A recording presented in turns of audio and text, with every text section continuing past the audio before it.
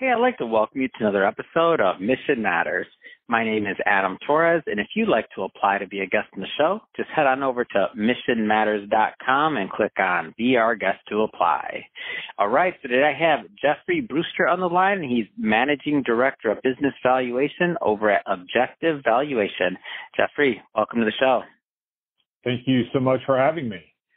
All right. So great to have you on the show. And a lot of business owners and executives listen to this program, and many of them are senior level, and they may be going along those lines of planning and or thinking about, what an eventual exit would look like, or even if they're, maybe thinking about, successorship within their family and passing the business down. And one of the big topics that we often come across is valuation, right? What's it worth? Like, what do we do with it?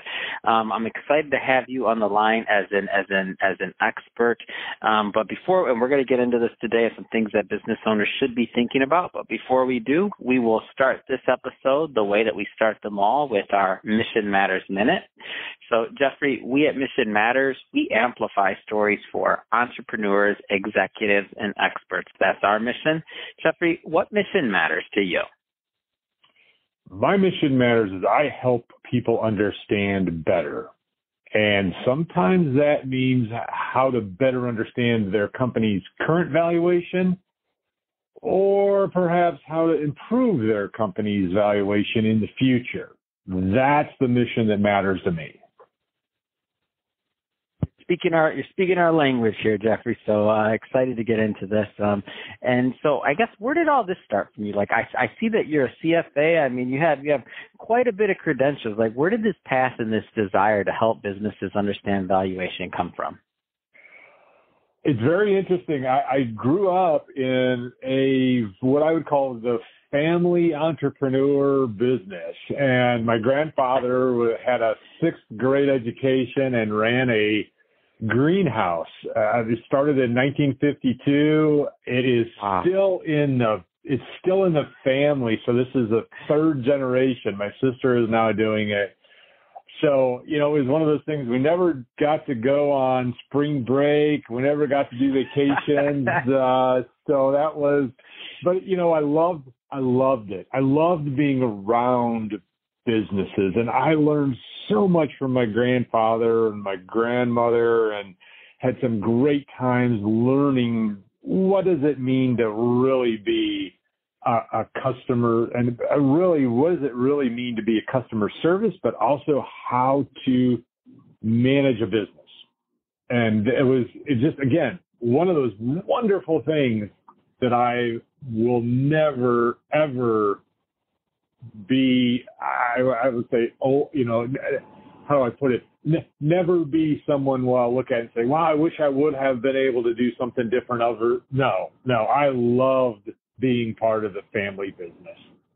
Oh man, that's awesome, and that's great. I love it. So you were born into this kind of work, and at some point you found this need and or want to go further and work on the valuation side of things. So how did that work? Like, tell us a little bit more about this marriage with Objective Valuation. Yeah, so it was very interesting because my grandfather, I kind of go back to my pops. That was his, Pops was very, very interested in the stock market, and actually spent a lot of time teaching me, and I tell people this and they don't believe it, but I literally started working with him and investing when I was in 5th grade. He gave me these articles to read in the Wall Street Journal, and we'd read together annual reports, and then he would help me understand economic and financial and valuation issues. And it was just a natural progression for me to spend some time in the capital markets, and then, do not only valuation of publicly traded companies, but also privately held companies as well. Man, what a great story. So first off, I guess tell us a little bit more about Objective Valuation. Tell us more about the firm, please.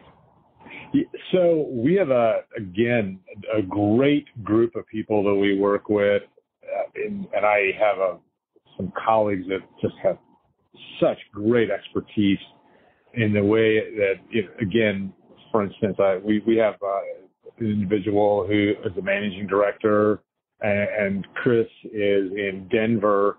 We have Channing spends most of his time in San Diego and also does spend some time in LA. And then myself is really, I would say, more in the Dallas, Fort Worth, Texas, Florida, wherever we need to go, that's what we kind of do. And one of the great things about having the team that we have is Chris is really one of these guys that we work together in an excellent way to deal with and understand the financial reporting aspect. And valuation is very interesting because you have this valuation that is done for financial reporting purposes that, really is going to show up in balance sheet, sometimes income statement. And then there's the tax aspect of it. And so, we'll do the valuations for estate and gift tax planning. And then I also do expert witness testimony and for litigation support. So as we sit there and look at all of these different groups and this different, again,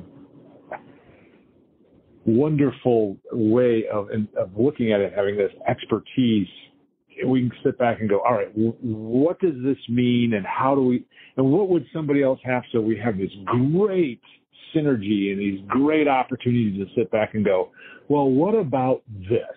And that's I would say one of the greatest things about having the people that we have in place is to work with them and to figure out the best thing and the best practice to come, put it all together. Now, I don't want to oversimplify things, and I know there's only, so much we can get covered in, a 15 to 20-minute podcast episode, but for the listeners, I don't want you to worry. Like, I'm going to let Jeffrey leave, contact info or websites, whatever he wants to, so you can follow up and continue the conversation. But, broadly speaking, Jeffrey, I know you've been doing this a long time.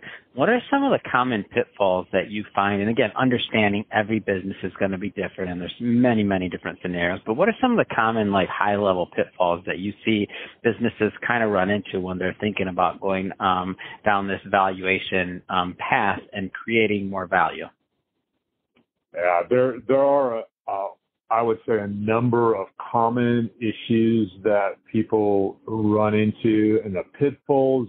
The pitfalls I'd say are some of the biggest ones are for instance, when they will do a situation where they're going, okay, we're going to do transfer, right? We've got the family we know, we got a daughter that's going to take over. We're very, very certain that she's going to be a great CEO, and then you find out that she really doesn't have any interest whatsoever in running the company. Yeah. And that can put a monkey wrench into things, huh? Oh, yeah, it does. And then now you're sitting there going, wait a second, I thought she was going to, now what are we going to do? And the communication and quite frankly, sometimes the daughter decides that, that's exactly what I want to do. And then all of a sudden they wake up one morning and I go, that's really not what I want to do. So, those ideas can just change and okay, now what? And now the founder or the board has to go, what are we going to do next? And, the situations that brings into, so now you sit there and you say, well, okay, we're going to go out, we're going to find somebody to do this for us, or we're going to go out and we're going to send it, we're going to sell, we're going to, bring in, and we're going to send out our best effort that we can and try and find what can we do. And then now it becomes very, very difficult for that person that is sitting there going, the idea that we had is now changed. And so now we have to start taking into consideration other things. Do I want to leave a legacy, or do I want to leave at a certain point in time in the future? What does it look like? And what, how much do we need to make it worthwhile for us to sell a company? Do we want it to be a minority position? Do we want it to be a control position?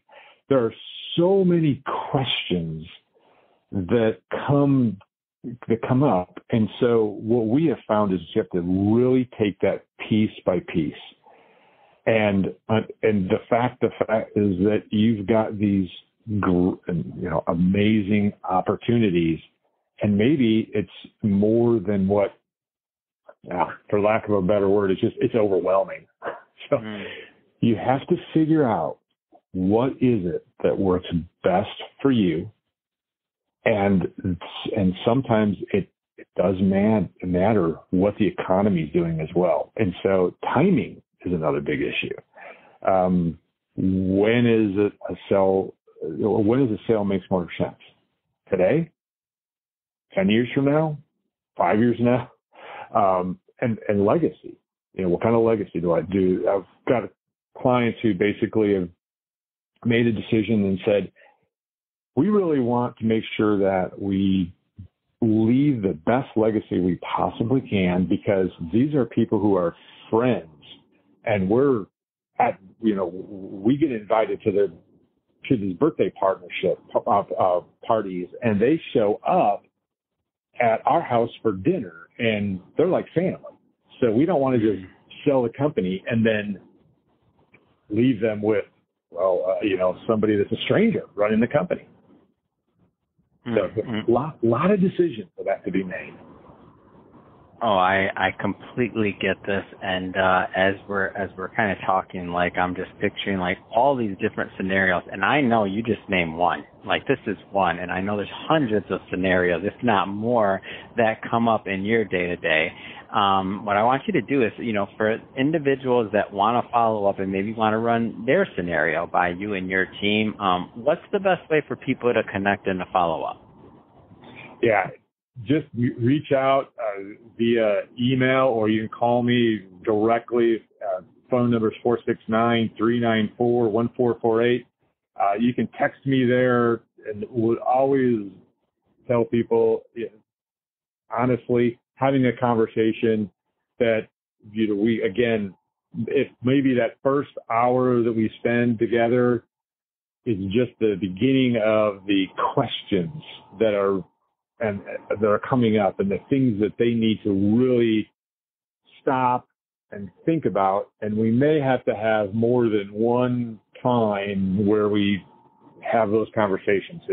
There may be multiple hours where we have to spend at times with us, and figure out what it's going to take to get them to a point where they really want to be. Yeah. That's great. And, Jeffrey, first off, it's been great having you on the show. I mean, my heart goes out to all the business owners and executives out there. And valuation, it's a core thing. To me, I look at it pretty simply that, you don't want to leave money on the table, at the end of the day, especially if you're thinking about selling, or if you're thinking about, what's next, or even just, legacy and what you're leaving behind. You don't want to leave money on the table in terms of your overall valuation. So working with a professional firm like Objective Valuation, it just makes sense. And to the audience, I will definitely be putting all the, contact information and all that stuff that Jeffrey talked about into the show notes, so that you can just head right on over and connect with his team. And speaking of the audience, if this is your first time with Mission Matters or engaging with the Mission Matters episode, we're all about bringing on entrepreneurs, executives, and experts, and having them share, their vision, their background, their company, of course, what they're doing, how they're doing it, and really what we can all learn and gain from that, so that we can all grow together. If that's the type of information or content that sounds interesting to you, we welcome you. Hit that subscribe button, because we have many more mission-based individuals just like Jeffrey coming up on the line, and we don't want you to miss a thing. And Jeffrey, again, really, it's been a pleasure. Thanks again for coming on the show and sharing. I thank you. Thank you for the opportunity.